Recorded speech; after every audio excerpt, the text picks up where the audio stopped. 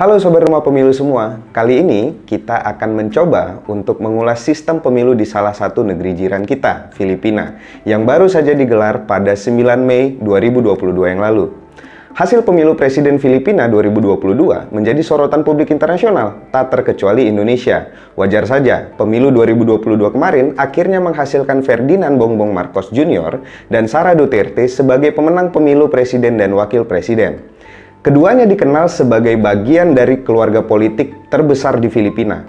BBM, panggilan akrab Bongbong, merupakan putra mantan diktator kenamaan, Ferdinand Marcos. Sementara Sara Duterte adalah putri Presiden Rodrigo Duterte dan mantan wali kota Davao City, kota yang juga pernah dipimpin Presiden Duterte. Kembalinya keluarga Marcos bersama Duterte melalui pemilu tentu menguatkan dinasti politik dan sangatlah mengkhawatirkan. Sebab keduanya lahir dari pemilu yang sah dan relatif berintegritas. Hal ini tentu bisa saja terjadi di negara lainnya, seperti Indonesia dengan kultur politik yang kurang lebih sama. Oleh karenanya, penting buat kita untuk melihat pembelajaran dari pemilu Filipina, terutama dari aspek yang sangat penting dalam pemilu, yakni sistem pemilu. Part 1. Landscape Pemilu Filipina. Filipina sendiri merupakan salah satu negara yang menerapkan demokrasi di Asia. Seperti negara demokrasi kebanyakan, Konstitusi Filipina 1987 menjamin hak pilih dan difasilitasi semaksimal mungkin. Pemilu Filipina terbaru digelar pada 9 Mei 2022. Pemilu ini dilaksanakan secara serentak dengan banyak sekali jenis pemilu, mulai dari pemilu presiden, pemilu kepala daerah, dan pemilu legislatif baik di tingkat nasional maupun di tingkat daerah. Di level nasional, pemilu digunakan untuk memilih kandidat presiden dan wakil presiden secara terpisah. Kemudian, pemilih juga memilih senator secara langsung dan party list.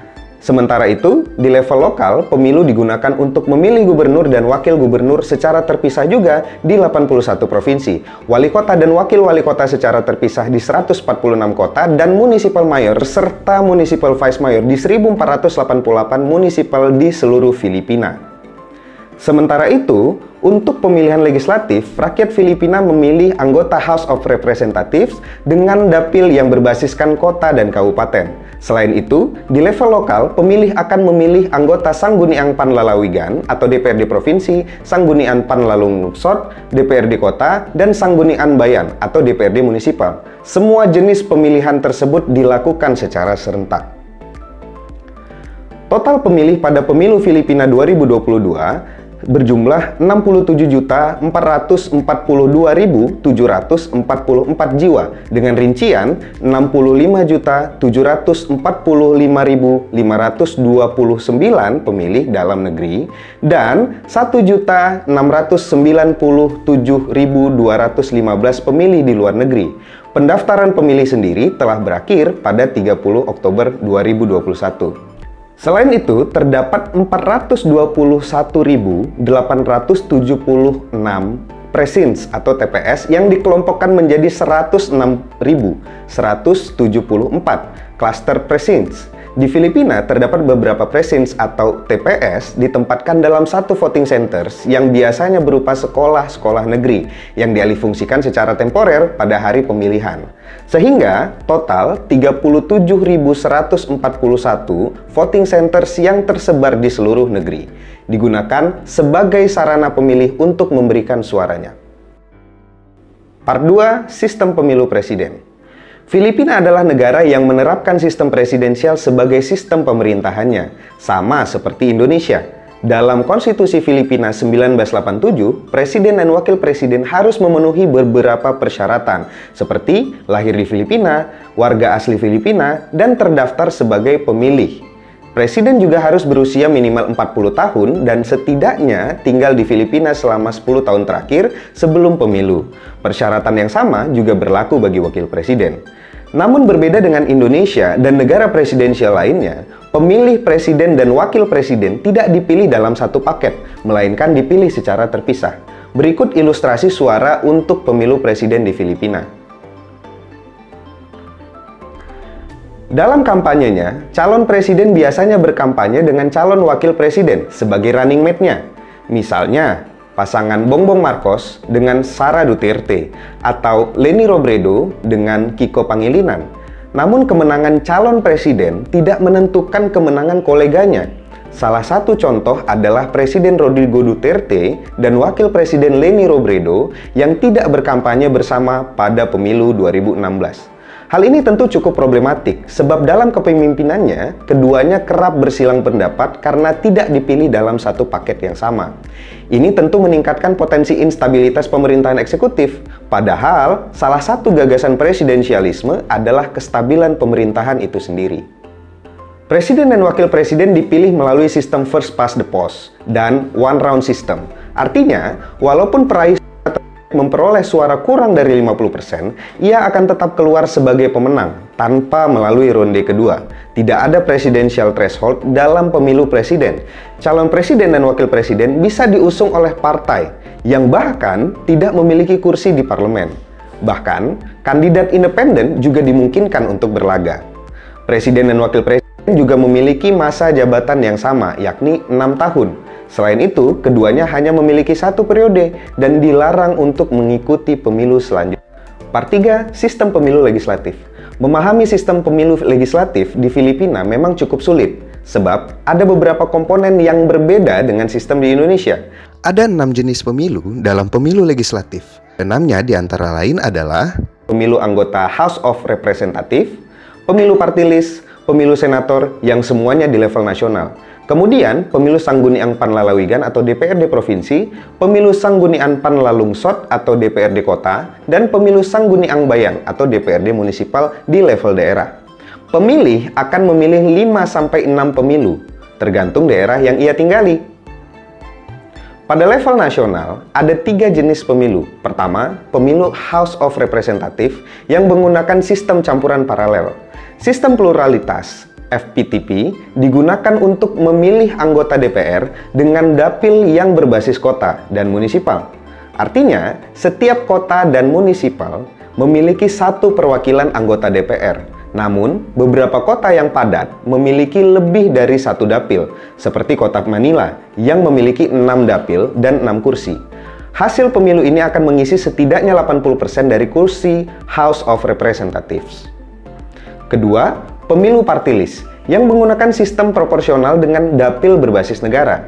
Hal ini berarti pemilih di seluruh Filipina akan mendapatkan daftar party list yang sama. Selain itu, party list akan memiliki perwakilan bila melewati parliamentary threshold 2% suara. Dalam parlemen, party list direpresentasikan oleh 1-3 perwakilan.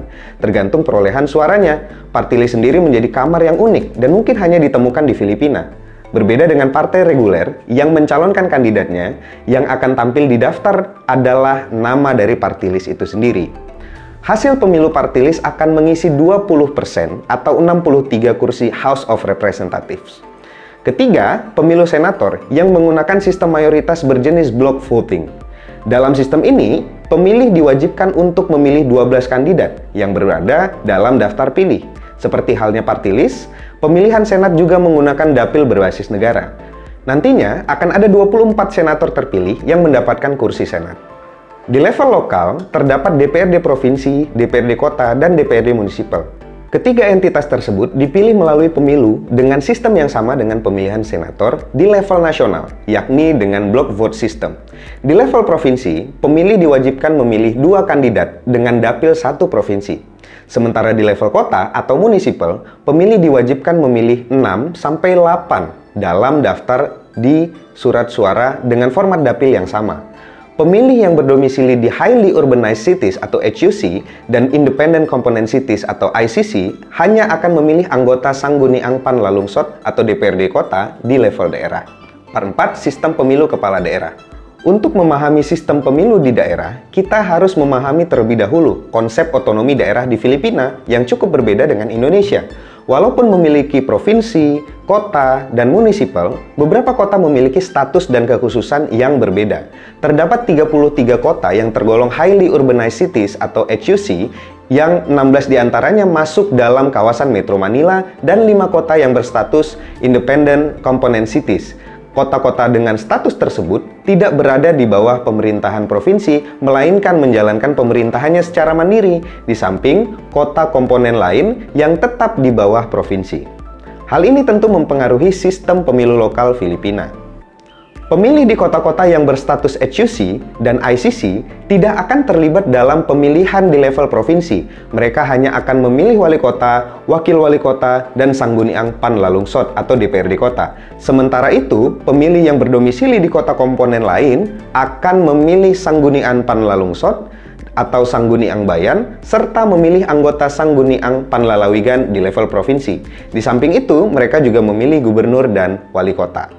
Sama halnya dengan sistem pemilihan presiden, konsep pemisahan pemilihan gubernur dan wakil gubernur, serta wali kota dan wakil wali kota juga diterapkan pada pemilu lokal. Selain itu, sistem pemilihan kepala daerah level provinsi dan kota komponen juga menggunakan sistem pluralitas first past the post dan one round system. Perbedaan sistem pemilu Filipina dan Indonesia tentu akan berimplikasi pada fenomena-fenomena politik di masing-masing negara.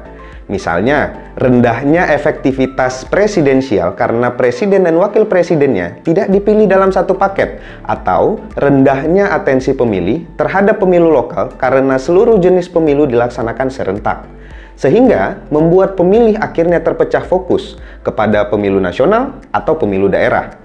Beberapa aspek tersebut tentu dapat menjadi pembelajaran bagi pemilu dan ujungnya pembangunan demokrasi di Indonesia. Terima kasih sudah menonton video ulasan kami tentang sistem pemilu di Filipina. Nantikan video ulasan kami tentang aspek-aspek lain dalam pemilu Filipina selanjutnya. Jangan lupa like and subscribe channel Rumah Pemilu dan share bila bermanfaat. Salam!